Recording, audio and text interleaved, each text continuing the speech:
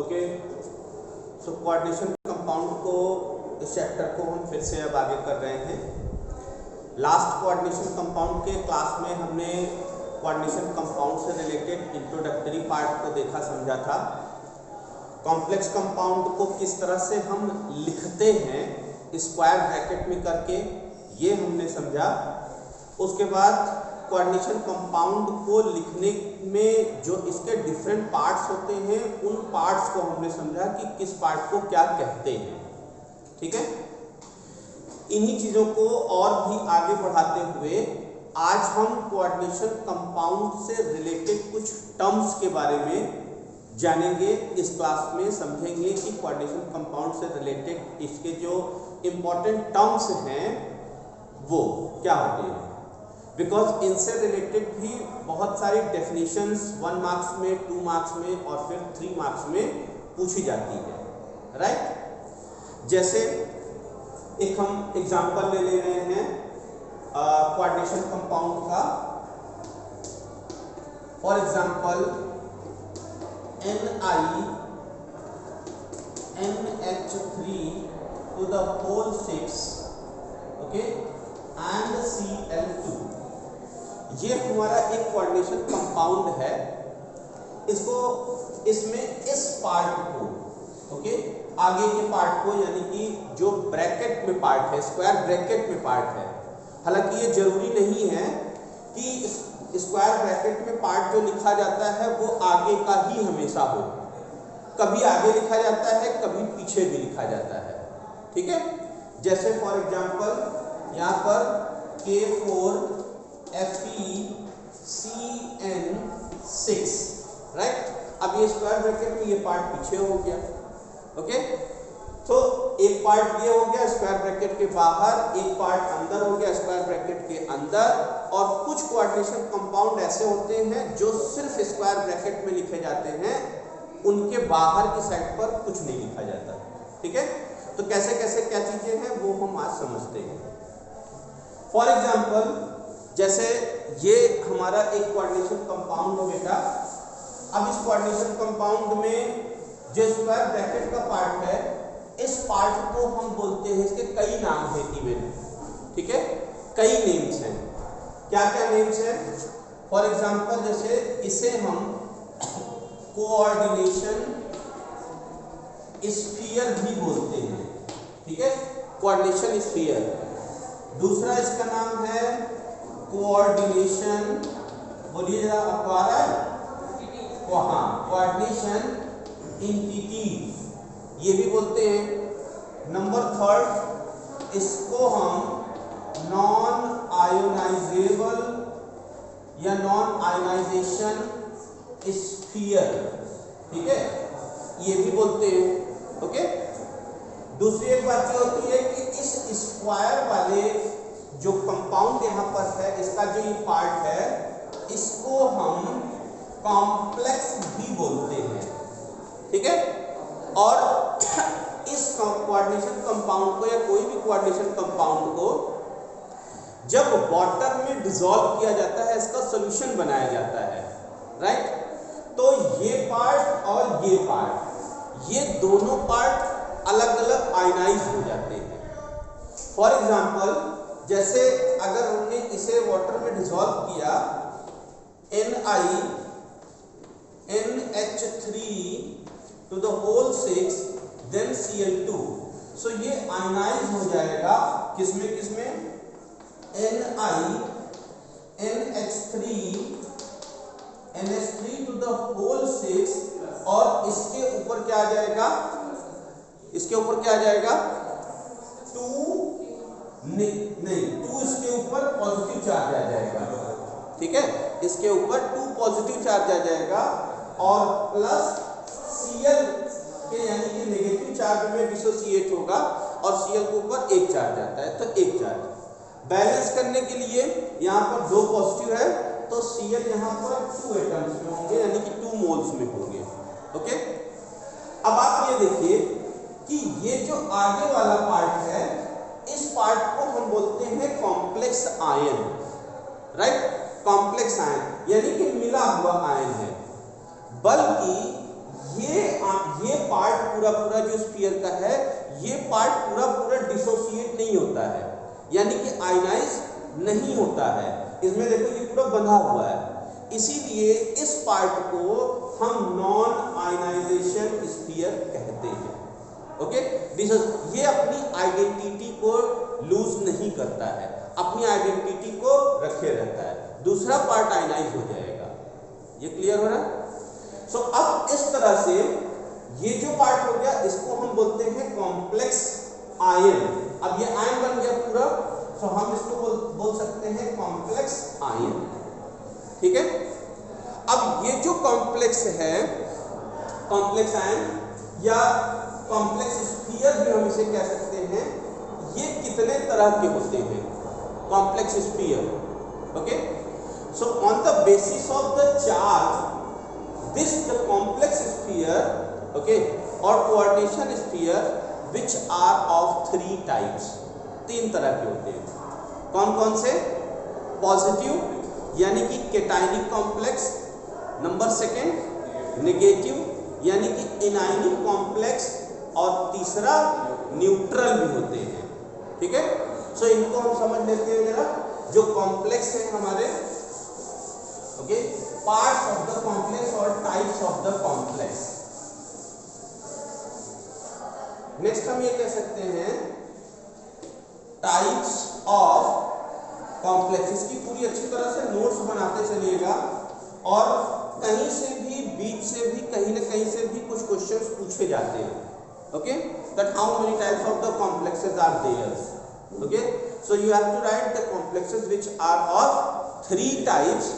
Number one, cationic, okay, cationic complex, okay, cationic complex जिसमें कि positive charge आए, ऐसा कॉम्प्लेक्स जिसमें पॉजिटिव चार्ज डिसोसिएशन क्या है। जैसे अभी मैंने यहाँ पर एक लिखा फॉर एग्जांपल में, ठीक है, NiNH3 to the whole 6, okay, और इसके ऊपर +2 चार्ज, राइट, ऐसे। अच्छा, अब इन कॉम्प्लेक्स को न्यूट्रल करने के लिए नेगेटिव चार्ज का इनके साथ में एडिशन होता है, क्योंकि पॉजिटिव है तो दूसरा बैलेंस करने के लिए क्या आएगा, पूरे कॉम्प्लेक्स को, कंपाउंड को नेगेटिव आएगा। तो ऐसे करके positively cationic complex. Second one, number 2, anionic, okay, anionic complex. ठीक है, एनायनिक कॉम्प्लेक्स। एनायनिक कॉम्प्लेक्स में इनका जो चार्ज होगा, वो चार्ज होगा नेगेटिव चार्ज होगा। ठीक है, नेगेटिवली। फॉर एग्जांपल, जैसे एनायन के लिए, for example AgCN, okay, AgCN negative charge, AgCN2, और उसके बाद यहां पर आ गया नेगेटिव चार्ज। ठीक है, ऐसे करके। या फिर FeCN6, और फिर यहां पर नेगेटिव चार्ज। ठीक है, सो ऐसे करके अलग अलग नेगेटिवली चार्ज वाले हो गए। नेक्स्ट फिर क्या आता है complex? Neutral, okay, neutral complex. Neutral complex का मतलब क्या हो गया कि जिस पर किसी भी तरह का कोई भी चार्ज ना आता हो। ओके, फॉर एग्जाम्पल, जैसे इससे related, for example Ni, okay, CO4। अब देखिए यहां पर ये पूरा पूरा एक कोऑर्डिनेशन कंपाउंड है जो कि न्यूट्रल कंपाउंड है। ठीक है बेटा, ये इसको अगर हम पानी में डालेंगे, इसका डिसोसिएशन करेंगे, तो ये किसी भी तरीके से कुछ नहीं होता है, क्योंकि इसका कोई सब पार्ट है ही नहीं।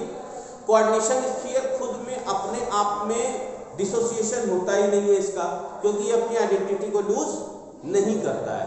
तो इस तरह के न्यूट्रल्स जो कॉम्प्लेक्स स्फीयर्स होते हैं वो डिसोसिएट नहीं होंगे। तो तीन तरह के कॉम्प्लेक्स हमारे हो गए। बात समझ में आ रही? दूसरा जो पार्ट है ये हमारा क्या हो गया, इसको बोलते हैं आयनाइजेशन स्फीयर। क्लियर हो रहा है?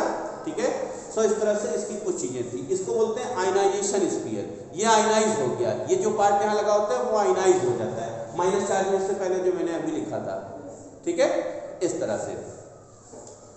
इसके बाद अब इसी कॉम्प्लेक्स को अगर हम और स्टडी करें डिटेल में, अभी तो हमने इसके टाइप्स देखे, टाइप्स इसके टोटल चार्ज के ऊपर आया, टोटल चार्ज कितना था उसके बेसिस पर इसको हमने अलग अलग कैटेगराइज किया, ठीक।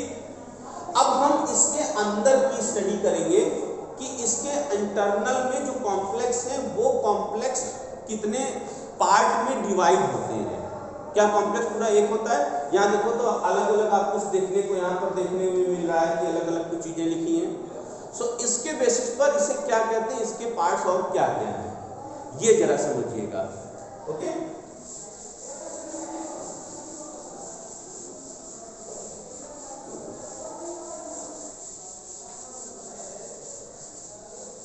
इसी कंपाउंड को हम एग्जांपल लेकर के चलते हैं।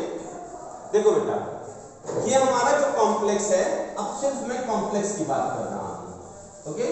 सम important terms related to the complex. ये हमारा एक कॉम्प्लेक्स आ गया, कॉम्प्लेक्स या coordination sphere. Now this coordination sphere is having some its different parts. For example, जैसे कॉम्प्लेक्स किससे बना होता है, कोऑर्डिनेशन स्फीयर किससे बना होता है, ये देखिएगा। इसमें एक सेंट्रल, ओके, एटम होता है। क्या होता है? सेंट्रल एटम या फिर सेंट्रल आयन, ओके। जैसे यहां पर ये जो पार्ट है, बेसिकली ये क्या होते हैं, ये मेटेलिक होते हैं। क्या होते हैं? मेटल्स होते हैं। और मेटल्स में भी कौन से वाले मेटल? डी ब्लॉक वाले मेटल्स, ठीक है। डी ब्लॉक के ट्रांजिशन जो एलिमेंट्स होते हैं उनके मेटल्स यहाँ पर एटॉमिक फॉर्म में या फिर आयनिक फॉर्म में होते हैं। अब इनकी जो वैलेंसी यहाँ पर पूरी होती है, उस वैलेंसी को पूरी करने के लिए इनके साथ में कुछ अलग से आयन या फिर मॉलिक्यूल्स लगे होते हैं, ओके। सो अब ये जो दूसरा सब्सटेंस, जैसे ये वाला तो हो गया सेंट्रल एटम, ओके, या सेंट्रल आयन, आयन में आयन का होगा। दूसरा वाला जो पार्ट होता है इसको बोलते हैं, क्या बोलते हैं? Ligand. Very very important topic, ligands. हमेशा हर एक पेपर में लिगेंड से रिलेटेड और लिगेंड्स के टाइप्स हमेशा पूछता है। What are ligands? Explain with the help of example and its types. So there are the different types of the ligands are there also, okay. फिर ligands में इसकी साइट आ जाती है और कई सारी चीजें हैं, वन बाय वन करके हम इससे डिस्कशन करेंगे। So अब ligand ये आ गया। ligands क्या होते हैं? डेफिनेशन आप लिख लीजिएगा। ligands are those molecules or ions, ठीक है। ये में भी मॉलिक्यूल्स हो सकते हैं या फिर आयंस हो सकते हैं, ओके। लिगेंड्स आर मॉलिक्यूल्स और ions which are surrounded to the central atom और आयन, ओके। नोट करते चलिए, which are surrounded to the और joint to the central atom और ion through the coordinate bonds. ये वर्ड यहां पर लिखना इंपॉर्टेंट है, थ्रू द कोऑर्डिनेट बॉन्ड्स। अब यही लिगेंड्स जो होते हैं वो लिगेंड्स सेंट्रल एटम को कोऑर्डिनेट बॉन्ड के थ्रू अपने इलेक्ट्रॉन्स को ट्रांसफर करते हैं और लिगेंड्स के पास में एक्स्ट्रा लोन पेयर के इलेक्ट्रॉन्स होते हैं। यही लोन पेयर के इलेक्ट्रॉन्स सेंट्रल मेटल एटम की तरफ या फिर आयन की तरफ पार्शियली थोड़ा सा डिस्प्लेस हो जाते हैं, जिसकी वजह से सेंट्रल एटम की वैलेंसी फुलफिल होती है। हालांकि यहाँ एक बात ये ध्यान रखने वाली है कि सेंट्रल एटम की जो नॉर्मल वैलेंसी होती है, कोऑर्डिनेशन कंपाउंड जब बनते हैं तो उनमें इनकी वैलेंसी अल्टर होती है। जैसे अगर किसी की वैलेंसी 3 है फॉर एग्जांपल, तो कोऑर्डिनेशन कंपाउंड में जरूरी नहीं है कि उसकी वैलेंसी भी 3 ही हो सकता है उसकी वैलेंसी 6 हो जाए, हो सकता है उसकी वैलेंसी 4 हो जाए, 5 हो जाए। तो यहाँ पर सेंट्रल एटम की जो वैलेंसी होती है वो थोड़ा सा डिफर हो जाती है, राइट। और इन चीजों को हमें वार्नर्स ने भी बताया, Warners theory, Alfred Warner, very very important theory also for board examination for the 3 marks. Warners theory वो हम नेक्स्ट क्लास में, अगली क्लास में डिस्कस करेंगे। थोड़ा सा पहले बेसिक चीज़ों को हम यहाँ पर डिस्कस कर लें, फिर एक दिन एक क्लास में हम वार्नर थ्योरी को भी स्टडी करेंगे कि वार्नर ने क्या क्या बताया, वो भी थ्योरी पूछी जाती है, ठीक है। इससे रिलेटेड CFT है, क्रिस्टल फील्ड थ्योरी। तो कई थ्योरीज हैं इसमें, इससे रिलेटेड भी क्वेश्चन आते हैं, वो 1 बाय 1 करके पढ़ेंगे। अभी जनाब यहाँ पर देखते हैं। सो बेटा देखो, लिगेंड्स में भी मॉलिक्यूल्स और आयंस, ओके, ये सेंट्रल एटम्स के चारों तरफ होते हैं, okay, surrounded by the central atoms, right. अब ये जो लिगेंड्स हैं, ये लिगेंड्स के पास क्या होता है, इन लिगेंड्स के पास में एक्स्ट्रा लोन पेयर इलेक्ट्रॉन्स होते हैं, और ये लोन पेयर इलेक्ट्रॉन्स शिफ्ट होकर के बॉन्ड बनाते हैं। कौन सा बॉन्ड बनाते हैं? कोऑर्डिनेट बॉन्ड बनाते हैं, ठीक है। फॉर एग्जांपल जैसे यहाँ पर मानो मैं स्ट्रक्चर बना रहा हूँ, जैसे मान लो निकिल यहाँ पर है। अब इस निकल के चारों तरफ, ओके, 6 NH3 मॉलिक्यूल्स, NH3 के पास में, नाइट्रोजन के पास में, आप जानते हो कि नाइट्रोजन के पास में एक लोन पेयर इलेक्ट्रॉन होता है, ओके। सो नाइट्रोजन यहाँ, फिर सपोज NH3, इसके पास लोन पेयर, फिर यहाँ NH3, यहाँ lone pair, NH3 lone pair, NH3 lone pair, कितने हो गए? 1 2 3 4 5, एक और आ गया NH3 लोन पेयर। अब ये सभी लोन पेयर इसकी तरफ शिफ्ट होते हैं ऐसे, और इसकी वैलेंसी को पूरा करते हैं। तो ये जो बाहर के हो गए, इनको बोलेंगे हम लिगेंड। अंदर वाले को हम बोलेंगे सेंट्रल एटम, इनको हम बोलेंगे ये लिगेंड्स। अब एक चीज और, लिगेंड्स में एटम होंगे, मॉलिक्यूल्स में एटम होंगे, या फिर आयन होगा। तो लिगेंड में जो भी एटम इलेक्ट्रॉन देता है, डोनेट करता है, उसे हम बोलते हैं लिगेंड साइट या डोनर साइट। क्या नाम देते हैं?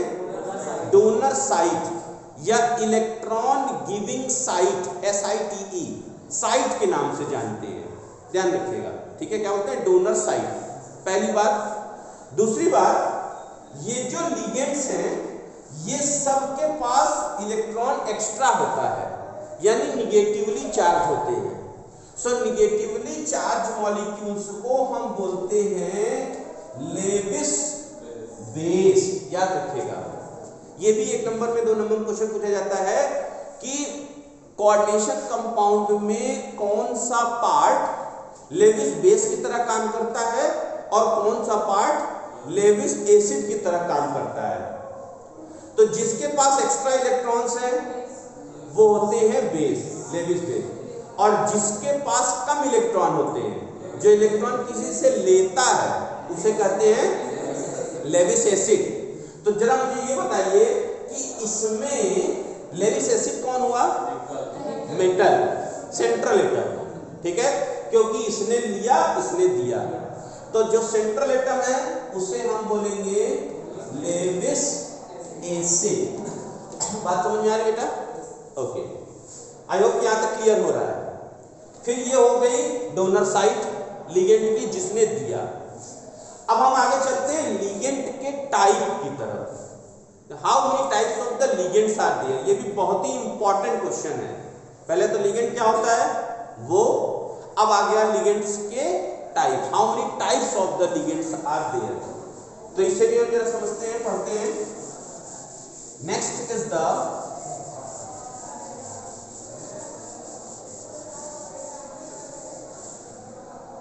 next one is the types of ligands. ठीक है। सो ligands which are divided on the basis of their donor sites, ठीक है, ligands को किस बेसिस पर डिवाइड किया गया, उसके डोनर साइट के बेसिस पर उसको डिवाइड किया गया। मतलब कि कोई लिगेंड है, उस लिगेंड में कितने एटम्स ऐसे हैं जो कि इलेक्ट्रॉन को डोनेट कर रहे हैं, ठीक है, कितने इलेक्ट्रॉन।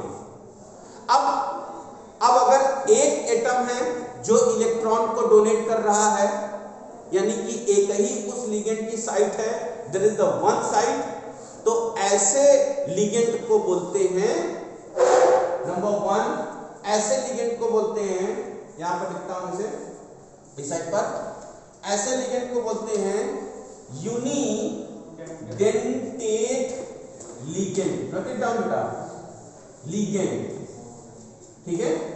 मीन से डेफिनेशन क्या आ जाएगी, a ligand which having only one donor site, ठीक है, या a ligand which has only one atom which can donate the electron to the central atom or central ion, that is known as the unidentate ligand।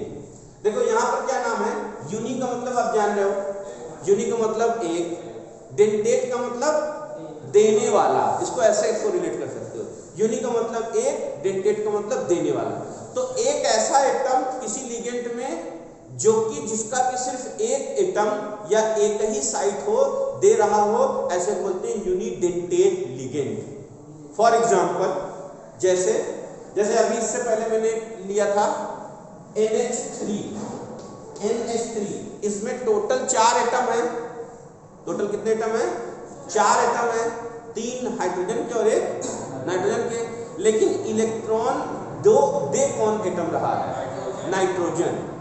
एक ही atom ऐसा है जिसके पास lone pair है, तो ये कैसा लिगेंड कहलाएगा, यूनिडेंटेट। या फिर मान लो हमने लिखा Cl माइनस क्लोरीन, ठीक है, OH माइनस, ठीक है, ये कितना क्या हुआ इसमें, NH3 Cl, ये सब एक ही, अब जैसे OH इसमें 2 एटम है, लेकिन इन दोनों में लोन पेयर है किसके पास, ऑक्सीजन के पास, तो खाली यही देगा, हाइड्रोजन बेचारा तो इससे ही बेकार है, वो तो दे ही नहीं सकता, तो जिसके एक यूनिडेंटेट। क्लियर हो रहा है, ओके।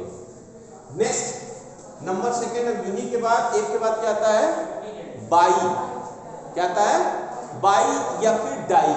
कहीं बुक में लिखा रहता है बाईडेंटेट या फिर डाईडेंटेट, मीनिंग दोनों की सेम है, बाई का मतलब भी 2, डाई का मतलब भी 2।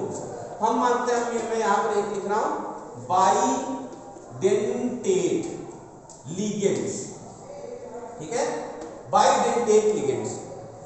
डेफिनेशन बन गई, चेंज कर लो, a type of the ligand which having 2 atoms, okay, of which carry the donor site, okay, means the ligand which having the 2 sides of the donor atom, that is known as the bidentate ligand या didentate ligand, ठीक है।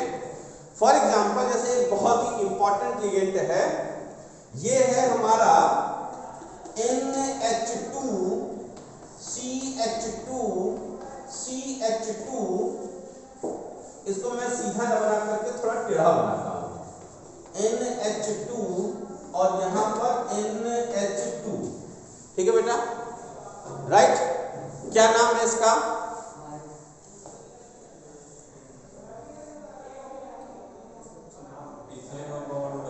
कोई मुझे इसका नाम बताएगा,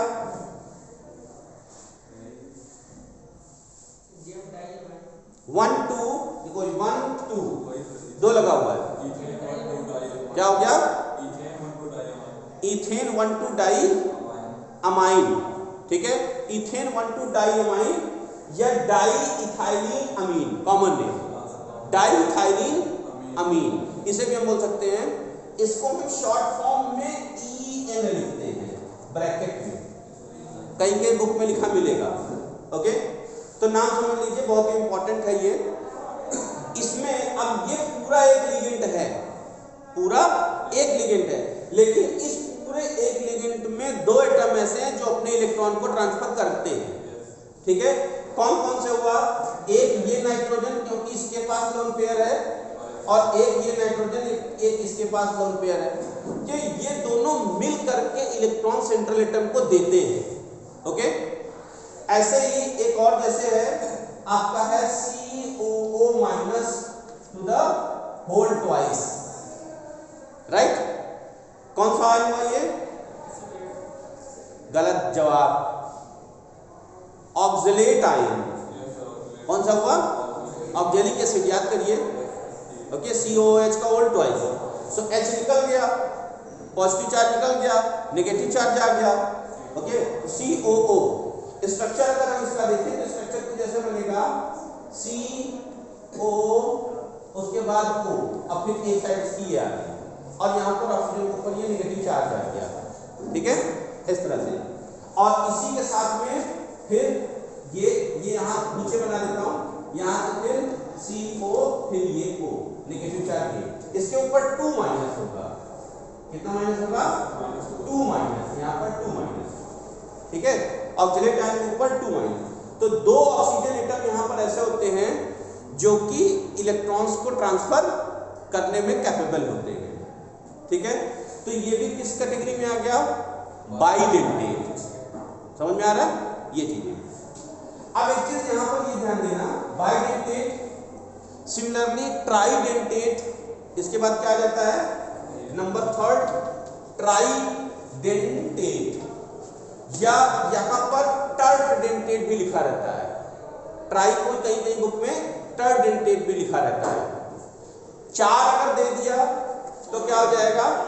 tetra. क्या हो जाएगा?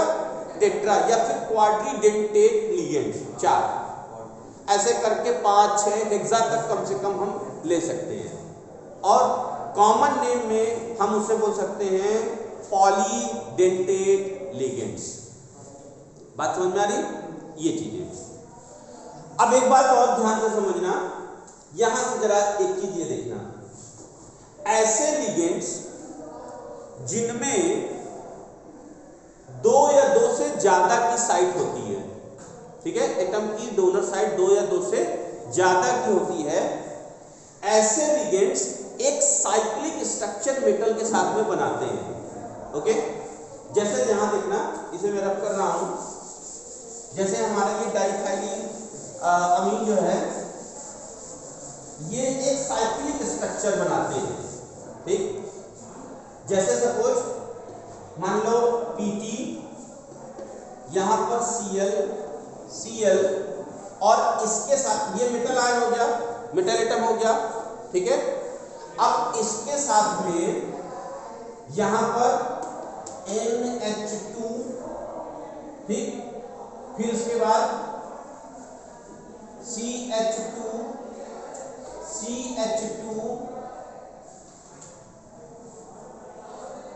और फिर यहां पर ये NH2।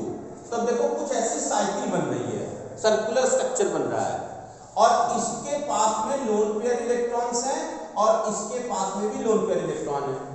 तो ये लोन पेयर इलेक्ट्रॉन इसको देगा, ये लोन पेयर इलेक्ट्रॉन इसको देगा। तो अब कुछ ऐसा सर्कुलर स्ट्रक्चर बना। बात समझ में आई? सर्कुलर साइकिल बनी एक तरीके से, और इस तरह से ये कॉम्प्लेक्स बना। ठीक है, इस तरह से ये क्या बना? एक कॉम्प्लेक्स बना। तो अब जो ये इस तरह से कॉम्प्लेक्स बनता है, इस तरह के कॉम्प्लेक्स को हम बोलते हैं चिलेट। ठीक है, जिलेट नहीं बोलते, ये मत सोचना जिलेट, जिलेट नहीं है, इट्स अ चिलेट। ठीक है, चिलेट नाम याद रखना, 1 नंबर के लिए डेफिनेशन पूछ लेता है ये भी। ठीक है, तो ये आपका हो गया पूरा कॉम्प्लेक्स चिलेट, चिलेटिंग एजेंट जिससे गई, ठीक है, जिससे बना चिलेटिंग एजेंट, ये आपका हो गया चिलेटिंग। जिस एटम ने दिया वो हो गया चिलेटिंग साइट। क्या हो गई? Chelating site. समझ में आ रही बात? थोड़ा कंफ्यूजन है। चिलेट जो कॉम्प्लेक्स बना, ये पूरा कॉम्प्लेक्स इतना, कोई भी साइक्लिक कॉम्प्लेक्स जो बनेगा उसे बोलेंगे। हाँ, ठीक है, मतलब ऐसे लिगेंड्स जिनमें 2 या 2 से ज्यादा तरीके के एटॉमिक साइट्स हों, डोनर साइट्स हों, उनसे बनने वाले जो कॉम्प्लेक्स होते हैं उनको बोलते हैं चिलेट्स। नॉन साइक्लिक को चिलेट नहीं कहा गया, जिसमें एक अकेला हो, जैसे सिंगुलर वाला हो, वो चिलेट नहीं कहेगा। या कई ढेर सारे हैं लेकिन साइक्लिक नहीं बना रहा है, उसको चिलेट नहीं बोलेंगे। समझ में आ गई? ठीक है, तो ऐसे करके ये हमारे अलग अलग टर्म्स होते हैं। ठीक है, यहाँ पे हम इतना रखते हैं, फिर नेक्स्ट क्लास में और फिर आगे स्टडी करते हैं। Okay, thank you.